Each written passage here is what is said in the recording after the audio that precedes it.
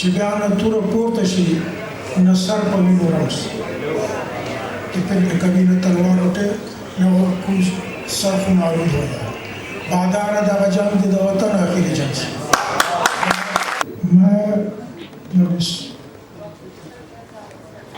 دنیا میں نے ہوش سنبھالا ہے یہ جو چیز مجھے یاد ہے سب سے پہلے جو جس چیز میں مبتلا تھا وہ چیز تھی شاعری.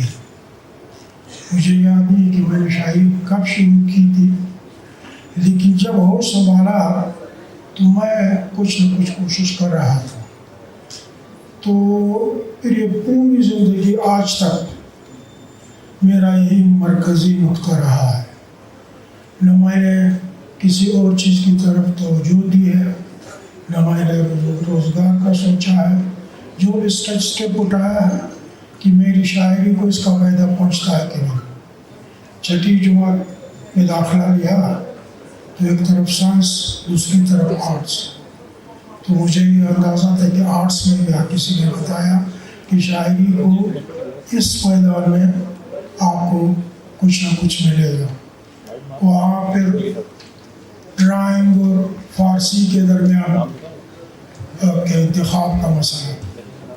تو فارسی کا تعلق شاعری سے تھا اور میری خوش قسمتی یہ تھی کہ میرے والد فارسی اور عربی کے بہت بڑے عالم تھے اور بہت نفیس ذوق تھا اس کا شاعری کا. مجھے گھر پہ وہ پڑھاتے. وہی جو کچھ میں نے وہاں پڑھا ہے تو میری بنیاد وہی ہے.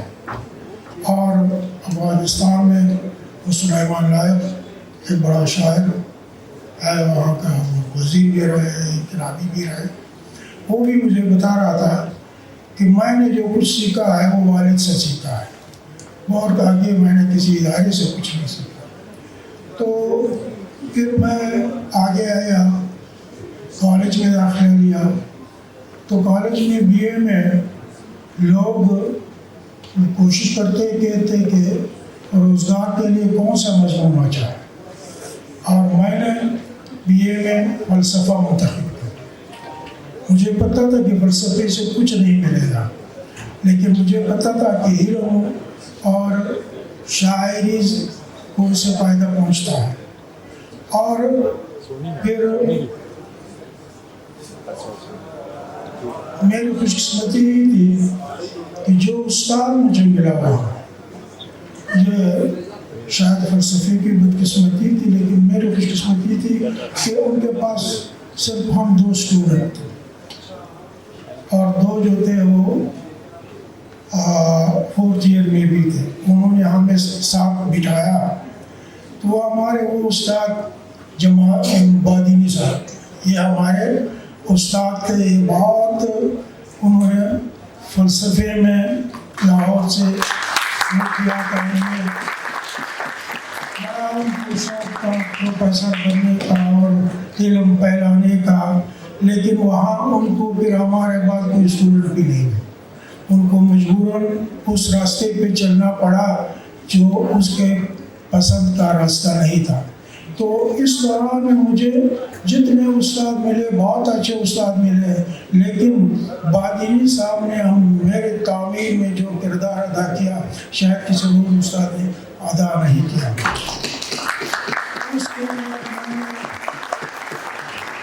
میں آیا جب میٹرک کیا. میری خوش قسمتی یہ تھی یا میں ادھر سے پرسالہ نکلتا تھا وہاں ایک پوسٹ نکلی تھی. میں نے وہاں نوکری شروع کی کہ یہاں ادبی چیزیں پڑھوں گا ادیبوں سے ملوں گا اور پرائیویٹ وہ کروں گا. وہ بعد میں 3 سال بعد تو پتہ چلا کہ پرائیویٹ میں کچھ نہیں ملتا. لیکن وہاں مجھے فائدہ یہ ہوا کہ ایک تو وہاں پشتو کی کتابوں کی ایک بہت اچھی لائبریری تھی جو پشتو کی اچھی کتابیں کی سب موجود تھی. وہ میں نے وہاں پڑھ لی سارے. دوسری بات یہ تھی کہ وہاں سے بلوچی اور براہوی نصب بھی نکلتا. تو بلوچی اور براہوی کے جتنے ادیب تھے وہ وہاں آتے تھے. پشتو کے بھی ادیب آتے تھے تو ادیبوں سے میری ایک ہو گیا.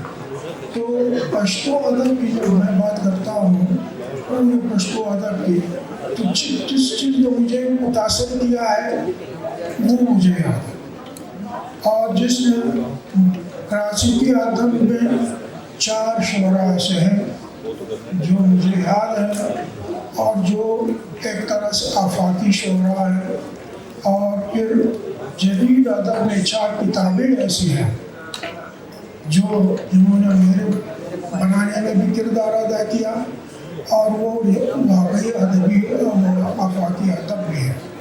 وہ 4 جو کلاسیکی شعراء ہے وہ ہے خوشحال خان خٹک، رحمان بابا، حمید اور کاظم خان شیرازی۔ اور جو کتابیں ہیں وہ حمزہ شینواری کی کتاب وازغنی، غنی خان کی کتاب دا پنجری چوار، اور کلندر محمد کی کتاب سباؤن، اور اجمل خٹک کی کتاب دا غیرت چو۔ دا غیرت چو وہ کتاب کی اجمل خٹک کی جس نے بہت نوجوانوں کو متاثر کیا۔ وہ سیاست میں آئے، جو ادب میں تھے وہ ترقی پسند ادب کے راستے پہ نکل پڑے۔ تو پہلی جو نظم میں نے لکھی جدید انداز میں اور ترقی پسند انداز میں، وہ اجمل خٹک کی اس کتاب کو پڑھنے کے بعد میرے نزدیک تو پورے پشتو ادب کا جو خلاصہ ہے، جو ایک وہ ہے، میں ان 8 اس میں ادیبوں میں نظر آتا ہے۔ اور اس کے بعد بہت سے ادیب پیدا ہوئے ہیں افغانستان میں، خیبر پختونخوا میں، بلوچستان میں۔ وہ ظاہر ہے کہ ان کا احاطہ کرنا وہ ممکن بھی نہیں ہے۔ بہرحال ہمارے ادب کا خلاصہ جو میرے پاس وہ ہے، انہوں نے مجھے جو کچھ دیا ہے اور مجھے یاد ہے، وہ میں ان کو عالمی ادب کے ہر ترازو میں میں ان کو پورا سمجھتا ہوں۔ وہ یہی 8 چیزیں ہیں۔ ایک تو سوال جو آپ نے کیا تھا اس کا ایک حصہ شاید میں جواب نہیں دیا کہ بلوچستان میں پشتو ادب کی جو صورتحال ہے، تو بلوچستان یہ جو پشتون خطہ ہے، یہ تو قندھار کا ایک حصہ تھا جو دوسری افغان اور انگریز جو وار کے بعد گندم کے معاہدے میں یہ علاقہ پھر وہاں سے الگ ہو گیا۔ تو وہاں تک تو بلوچستان کے جو قندھار میں بڑے شاعر جیسے کہ محمد کاکا، تو وہ صاحب دیوان اور قندھار کا تقریباً سب سے بڑا شاعر مانا جاتا ہے۔ تعلق اس کا اس علاقے سے تھا، تو یہ پہلے والے زمانے کی بات ہے۔ اس دور کے بعد جب یہ وہاں سے کٹ گیا، پھر 2 شاعر پہلے آتے ہیں جو بڑے نام ہیں، عبداللہ اخوزادہ اور ملا عبدالسلام اچکزئی، اور ان کا جو طرز تعریف تھا، طرز احساس تھا، وہ تھوڑا سا کلاسیکی ادب کی طرف۔ اس کے بعد خصوصاً پاکستان کے بعد بننے کے بعد ایک طرح سے تازگی اور جدت اور یہ چیزیں پشتو ادب میں، شاعری میں یہاں بھی آنا شروع ہو گئی۔ تو ان میں اس زمانے میں پھر سلطان محمد صابر اور ابنواز مائل، صاحبزادہ حمید اور ابوالخیر سلام، سیال کاکڑ، یہ لوگ ایک گروپ تھا ان کا۔ اس کے بعد پھر مزید اس میں تازگی آتی، اس میں ان کا جو ایک سرخیل آپ ہے وہ سعید گوہر تھے۔ سعید گوہر نے غزل کو ایک نیا خون دیا، اور اس کے ساتھ جو ساتھی تھے سرور سرداری، خیر محمد عارف، محمد گل اسکر، اور اس کے بعد ہم لوگوں کا وہ تھا، میں تھا، سہیل جعفر تھا، افضل شوق تھا، راز محمد راز، اور اس کے بعد پھر اور گروپ آیا، رازق فہیم، عارف تبسم، عصمت درانی، ڈاکٹر باقی دورانی، اس طرح یہ سلسلہ چلتا رہا۔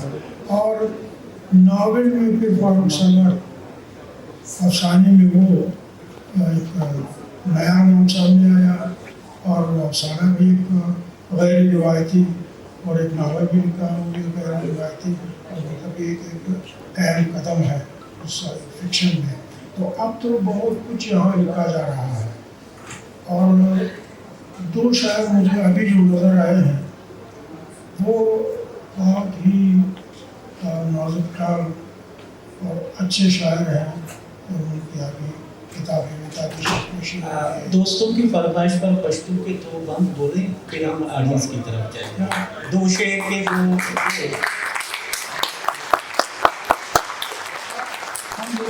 مسئلہ یہ جنگ کا ہے. یعنی سارے لوگ پشتو نہیں سمجھتے تو اردو نہیں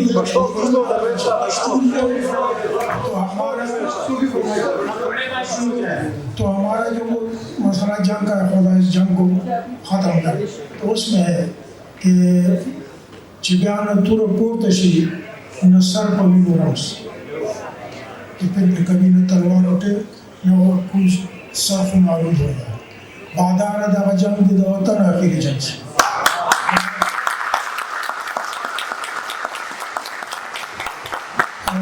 زرون سر یو کو او لاسون سروار کو دا کانی بلالون سی دا بوٹی بلالون سی.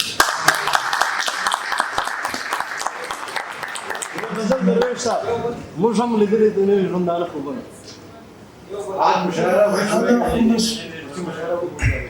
پھر مشاعرہ ہوگا نا، مشاعرے میں بھی پشتو مشاعرے میں کا سوال یہ ہے کہ جو ہماری زبانیں ہیں آہستہ آہستہ ہم ان کو کھو رہے ہیں. ہمارے مادری زبانیں چھوڑ کے مادری زبانیں کا مسئلہ یہ ہے کہ ان کے جو ریڈرز ہیں وہ ان سے چھینے جا رہے ہیں. کہ جن تعلیمی اداروں میں وہ جاتے ہیں وہ تعلیمی ادارے ان سے ان کی زبان چھینتے ہیں. جب وہ نکلتے ہیں ان کو اپنی زبان نہ آتی ہے نہ وہ پڑھ سکتے ہیں. ایک اگر آپ کے پاس وقت ہے تو چھوٹا سا مثال میں پشتو کا دوں. میں سائنس کالج میں پروفیسروں کے درمیان بیٹھا تھا، اس طرح اخبار پڑھے تھے. ایک پروفیسر نے سر سے دوسرے سے کہا کہ ایک اخبار کو دے دے. اس نے کہا یہ زران دے دوں. زران پشتو کا ایک چھوٹا اخبار ہے. وہ کہتا زران کیا ہے؟ کہتا ہے پشتو اخبار ہے. اس نے کہا نہیں پشتو نہیں پڑھ سکتا. آدھے سے منہ اس طرح نہیں پشتو نہیں پڑھ سکتا. اب ہمارا پروفیسر پشتو نہیں پڑھ سکتا ہے، یہی بلوچی کا مسئلہ ہے. اگر آپ تمام اسکولوں میں گھومیں بچوں سے پوچھے کہ 10 تک پشتو میں حساب بتاؤ، کوئی بچہ نہیں بس بتائے گا. انگلش میں بتائے گا، 100 تک اردو میں بتائے گا. اور ابھی ایک تصویر آپ نے 100 تصویریں وہاں پودوں کے اور پرندوں کے اور حیوانوں کے، اور وہاں دکھا دی جائے کہ اس کا نام کیا ہے، اس کا نام کیا ہے. اردو میں بتا سکتے ہیں اور انگلش میں بتا سکتے ہیں. کم از کم میرا جو تجربہ ہے اس کو میں وہ نہیں بتا سکتا. ماسٹر پیسز کیوں نہیں ہے پشتو؟ ماسٹر پیسز تو صدیوں میں آتے ہیں. آپ کے پاس کشال آیا، رامان آیا، حمید، یہ سارے ایک وقت میں. اس وقت پھر کئی صدیاں ہیں کوئی بڑا شاعر نہیں. اس کی وجہ یہ ہے کسی نے کہا ہے کہ بڑا شاعر جب پیدا ہوتا ہے تو 2 قوتوں کا یکجا ہونا ضروری ہے. ایک قوت اس شاعر کی قوت ہوتی ہے، اس میں قدرتی صلاحیت بڑا ہو، شاعر بننے کا ہو. دوسرا اس لمحے کی قوت، وہ وقت ایسا ہو جس میں بڑا شاعر پیدا ہو سکتا ہو. جب یہ دونوں چیزیں ملتی ہیں تو پھر بڑے شاعر پیدا ہوتے ہیں. خوشحال خان پیدا ہوا، وہ اتنا بڑا شاعر ہے. میں انگریزی لٹریچر میں نے کیا، وہ فارسی پڑھی ہے، تو وہ دنیا کے ان بڑے شاعروں میں شامل ہے. وہ ایک سمندر ہے. جس طرح آپ سمندر کے کنارے کھڑے ہو جاتے ہیں، موجیں اٹھتی ہیں، گرتی ہیں، اور آپ یہ محسوس کرتے ہیں کہ یہ حد نظر تو سمندر ہے، یہ آگے بھی ہے، اس سے آگے بھی ہے، پتہ نہیں کتنا. تو آپ خوشحال خان کو جب پڑھنے لگتے ہیں تو آپ کے گرفت میں ہو نہیں آتا. لیکن رامان بابا مختصر ہے ان کے مقابلے. تو مطلب وہ دور ایسا تھا، اس دور کے لیے شاعر بھی بڑا آیا. دونوں چیزیں مل کے دونوں قوتیں، آپ نے دونوں قوتیں، لیکن آپ اس دور میں بھی بڑے شاعر پیدا ہوئے ہیں. لیکن یہ ہے کہ وہ پشتو جو ہے عالمی ادب میں آپ کو کوئی ٹرانسلیٹ نہیں کرتا. آپ کو پتہ کسی کو نہیں پشتو میں کیا، وہ 4 دیواروں میں آپ بند ہے. آپ پشتو پر پشتونوں کو نہیں آتی ہے، وہ اسکول میں نہیں ہے، وہ تعلیمی اداروں میں نہیں ہے. آپ یہ سلسلہ ہے کہ میں اپنے بچے کو اس طرح اسکول میں نے داخل کیا تھا. پھر وہ جو استانی نے بلایا تھا، میں یہ کہتے ہیں آپ کے اس بچے کو اردو نہیں آتی. میں نے کہا ظاہر ہے ہمارے گھر میں اردو نہیں، آپ نے سکھائی. मैं कैसे सिखाऊँ उसको, लिए तो हमारी ज़ुबान नहीं समझता। आपके बच्चे का ये मसला है कि उस्ताद उसकी ज़ुबान को नहीं समझ सकता और ये उस्ताद की ज़ुबान को नहीं समझ सकता है, तो ये क्या हक़ सीखेगा? उसकी तालीमी, उसकी जो सलाहियतें तकनीकी वो यहाँ दब जाती हैं, यहाँ ये कदर हो जाती है। ये जब तक आप मादरी ज़ुबानों में एक हद तक जब तक उर्दू सीखता है, वो जो बुनियादी तालीम है वो उसमें अपनी ज़ुबानों में न दी जाए, जब वो सीख जाए बहुत शुक्रिया सर।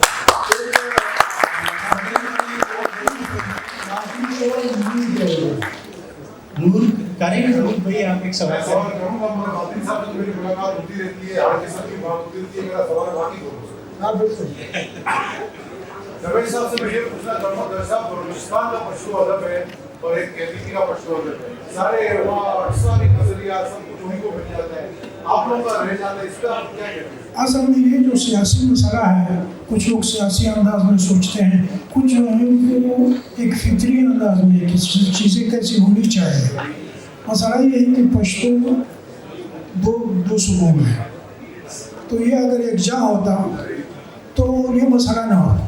सारे अवार्ड मिल जाते हैं, वो इसमें अब मुझे भी अवार्ड मिला है, मुझे अभी प्राइवेट अवार्ड मिला, मुझे दूसरे जो पशाखान लोगों को अवार्ड मिलता है, लेकिन वो जो बड़े बड़े होते हैं, जो जिनका ताल्लुक पश्तो ज़ुबान से होता है, तो मरकज़ वही है। यहाँ ज़ाहिर है कि बलूची को वो चीज़ मिलेगी, पश्तो को फिर वो नहीं मिल रहा था। ये आगे ये सही बात भी है, बलूची को मिलेगा, पश्तो का हिस्सा वहाँ मिला तो यहाँ तो फिर नहीं मिल सकता है। तो ये जो लोग कहते हैं कि ये इकट्ठे हम तो जो कोर्स बनेगा तालीम के लिए, वो भी उसमें भी आसानी होती है, जब अवार्ड आते हैं तो उसमें भी आसानी होती है। तो ये मसला इसलिए है कि यहाँ के लोग जो महरूमी महसूस करते हैं कि वहाँ से भी असली जो मरकज़ी चीज़ जो पश्तो को जाना चाहिए वो वहाँ जाना चाहिए, और फिर यहाँ जो है वो फिर पहुँची को चली जाएगी। तो ये लोग कहते हैं कि हमें तो कुछ नहीं मिलता। तो ये बुनियादी मसला इस तकसीम। ठीक है सर, थैंक यू।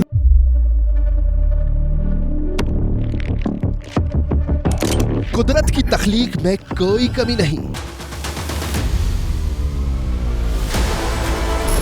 बस देखने वाली नजर चाहिए। कुदरत के बनाए इस निजाम में कौन है फसादी और कौन कर रहा है हक की मनादी? Absolutely not. कुदरत की सब पर नजर है, मजलूम की आह हो या सालिम पे पर्दा, कुदरत की नजर से ओझल नहीं। कुदरत का ऐसा ही एक शाहकार है जो नजर भी रखता है और पल पल की खबर भी। बराह रास्त जलसे हो या रखनी हो पाकिस्तान समेत दुनिया भर की खबरों पर नजर, तो अभी सब्सक्राइब करें YouTube पर डेली कुदरत को, या फिर फॉलो करें सोशल मीडिया पर डेली कुदरत को, और रहें हर लम्हा बाखबर। कुदरत हर वक्त बर वक्त।